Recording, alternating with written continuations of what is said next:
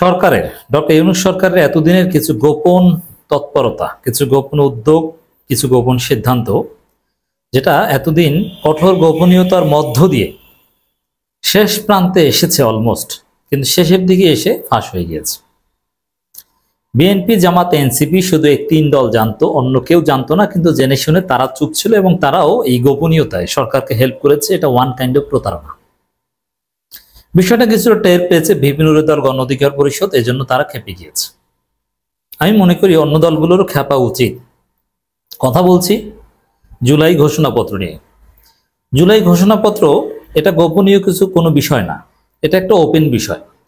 সবার সাথে আলাপ আলোচনা করে ন্যায্যতার ভিত্তিতে, শুধু পলিটিক্যাল পার্টি নয়, বিপ্লবের সব স্টেক হোল্ডার্সদের সাথে, শিক্ষক, সাংবাদিক, বুদ্ধিজীবী, ইউটিউবার, যারা বিপ্লবে কন্ট্রিবিউট করেছে, শহীদ পরিবার, সবার সাথে আলাপ আলোচনা করে প্রয়োজনে উন্মুক্ত মতামত নিয়ে জুলাই সনদ ঘোষণা করা হবে। এটাই সিম্পল হিসাব। কিন্তু জুলাই ঘোষণাপত্র এটা আমরা কি দেখলাম, যে কয়েক মাস আগত থেকে জুলাই সনদ প্রথমে একটা খসড়া রেডি করেছে ডক্টর ইউনূস সরকার। তারপরে গোপনে বিএনপি, জামাত, এনসিপি কে দিয়েছে যে ভাই আপনারা গোপনে গোপনে পরামর্শ দেন, গোপনে গোপনে সব ঠিক করে ফেলি, কাউকে বলবেন না। কারণ এটা যদি বাইরে বলি, এটা নিয়ে সোশ্যাল মিডিয়ায় লেখালেখি হবে, লেখক, অ্যাক্টিভিস্ট, ইউটিউবাররা এটা নিয়ে নানান চুলচেরা বিশ্লেষণ করবে, জনগণকে খেপিয়ে তুলবে, এটা মানা যাবে না, এখানে এই সমস্যা এই সমস্যা। তার চেয়ে ভাই আপনার তিন দল একমত হন, তারপরে ওটা একটা ঘোষণা করে দেব, বাকি কেউ বিরোধিতা করলে ওতে কিছু আসে যায় না। না, এখানে ইসলামী আন্দোলন বাংলাদেশকে আমি গুরুত্বের সাথে দেখতে চাই। তারা একটা বড় রাজনৈতিক দল, তারা থাকবে। গণ অধিকার পরিষদ, ভিপি নুরের দল আমি তুচ্ছ তাচ্ছিল্য করতে রাজি নই, তাদের অনেক সমালোচনা আছে, ভিপি নুরের বিরুদ্ধে অসংখ্য অভিযোগ। কিন্তু আজকে এই যে আমাদের জুলাই বিপ্লবের অন্যতম ভিত্তিপ্রস্তর স্থাপিত হয়েছিল নূরের হাত ধরে, 18 সালে কোটা সংস্কার আন্দোলনে হাত ধরে, সেখানে তাদের কোনো স্বীকৃতি নেই। যাই হোক দর্শক, এখন এই জুলাই ঘোষণাপত্র এটা গোপনীয়তার সাথে সরকার বিএনপি, জামাত, এনসিপির সাথে আলাপ আলোচনা করে ফাইনালাইজ করেছে। এমনকি সর্বশেষ একদম চূড়ান্ত করার ক্ষেত্রে যে বৈঠকটা শুক্রবার রাতে অনুষ্ঠিত হয়েছে, ওটাও গোপন বৈঠক ছিল। কেউ জানে না বৈঠক কোথায় হয়েছে, সরকারের লোকজন জানে। এবং আমানত রক্ষা করেছে বিএনপি, জামাত, এনসিপি, তারাও বলেনি। কিন্তু 5 আগস্টের 2 দিন আগে বিবিসি সব ঘটনা ফাঁস করে দিয়েছে, বিবিসি জানতে পেরেছে কি আছে। তো এটা আমরা বিশ্লেষণ করব দর্শক।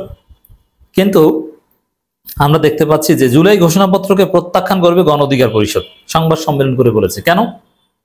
ওই যে তারা জানতে পেরেছে যেটা শুধু বিএনপি, জামাত, এনসিপির সাথে আলোচনা করা হয়েছে গোপনীয়তার সাথে, আর গণ অধিকার পরিষদ সহ আরো অনেক দলকে জিজ্ঞেস করা হয়নি। বরং ভালো হতো ন্যায্যতার ভিত্তিতে ঐকমত্য কমিশনে যেরকম সবার সাথে আলোচনা হয়, সবার সাথে আলোচনা করে দিবে, নইলে সরকার নিজের মতো করে দিবে, এটা হতে পারত। কিন্তু আপনি কয়েক দলের সাথে গোপনে আলোচনা করবেন আর কারো কারোর সাথে আলোচনা করবেন না, ভাই এটা তো প্রতারণা। এটা কেন করলেন? কি কি থাকছে জুলাই সনদে? কঠোর গোপনীয়তা রক্ষা করলো বিবিসি, নানান সিস্টেম এটা উঠে এনেছে। আসলে তথ্য প্রযুক্তির এই যুগে গোপনীয়তা থাকে না, আর গোপন করবেন কেন? এটা গোপনীয়তার বিষয় নয়, এটা যুদ্ধের কোনো বিষয় না যে প্রতিপক্ষ জানলে সমস্যা আছে অতএব গোপন রাখতে হবে। গোপনীয়তার প্রাইভেসি কিংবা সিক্রেসি অ্যাক্ট রয়েছে। অনেক ক্ষেত্রে ডিপ্লোম্যাটিক কিছু ফাইল, রাষ্ট্রের সেন্সিটিভ কিছু তথ্য গোপন রাখতে হয়। কিন্তু জুলাই ঘোষণাপত্র এটা তো ওপেনলি ডিক্লেয়ার হবে, এটা জনগণের জানার অধিকার রয়েছে, এখানে বিভিন্ন পক্ষ সাইন করবে, তো সেটা আপনি গোপন কেন রাখবেন? এই প্রতারণা কেন করেছেন? হোয়াট এভার কি কি আছে এখানে। জামাতের জন্য অবশ্যই গুড নিউজ, জামাতের যে মজলুম হওয়া এটা স্বীকৃতি দেওয়া হয়েছে এবং জামাতের অবদানের স্বীকৃতি দেওয়া হয়েছে, এটা একটা পজিটিভ দিক। বিএনপিকে স্বীকৃতি দেওয়া হয়েছে, এনসিপি ছাত্র জনতাকে স্বীকৃতি দেওয়া হয়েছে, এনসিপির নামে না হলো, কিন্তু গণ অধিকার পরিষদ সহ এদেরকে আলাদা স্বীকৃতি দেওয়া হয়নি। দর্শক, জুলাই ঘোষণাপত্র নিয়ে গত কয়েকদিন নানান আলোচনার পর শনিবার অন্তর্বর্তী সরকারের প্রধান উপদেষ্টা দপ্তর আগামী 5ই আগস্ট জুলাই ঘোষণাপত্র দেওয়ার চূড়ান্ত দিনক্ষণ জানায়। এরপরে এনে নানান কৌতূহল দেখা দেয় রাজনৈতিক দলগুলোর মধ্যে। এর মধ্যে ঘোষণাপত্রটি খসড়া প্রায় চূড়ান্ত হয়েছে বলে সরকারের একটি সূত্র জানিয়েছে। কিন্তু গোপন গোপন খেলা, খুব গোপনীয়তার সাথে ঘোষণাপত্র তৈরি করা হচ্ছে, সেখানে 26 থেকে 27টি দফা থাকবে। এই ঘোষণাপত্রের শুরুতে পাকিস্তানের স্বৈরাচার শাসন কি আছে দেখেন, এই যে ফাঁস হয়ে গেল, আপনারা এতদিন কাউকে বলেননি।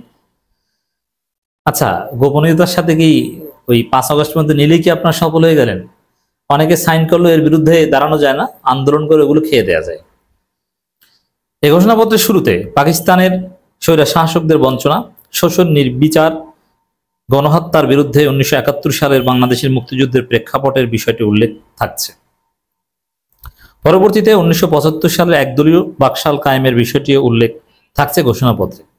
তাহলে 47, 71 এবং 75, মানে আওয়ামী লীগকে একদম 75 থেকে খেয়ে দেওয়া হয়েছে। এটা একটা পজিটিভ, এটা তো থাকবেই, ভালো দিক থাকবে, বা ঘোষণাপত্রে ভালো দিক আছে বলেই তো বিএনপি জামাত এনসিপি একমত হয়েছে। আমরা একমত যে বিএনপি জামাত এনসিপি একমত হওয়া মানে আসলে সবাইকে এখানে একমত হওয়া যায়, কারণ মূলত 3টে পক্ষ। কিন্তু তারপরও বিষয়টা, এই গোপনীয়তা রক্ষা করে, এটা একটা প্রতারণা। ভালো কিছুই হয়েছে, আই বিলিভ দ্যাট। গণ অধিকার পরিষদ হয়তোবা নির্দিষ্টভাবে তাদের স্বীকৃতি চাচ্ছে, তারা বিরোধিতা করে হয়তোবা কিছু করতে পারবে না, কিন্তু ঐকমত্য কমিশনের ওপেন আলোচনায় এটা হওয়া উচিত ছিল।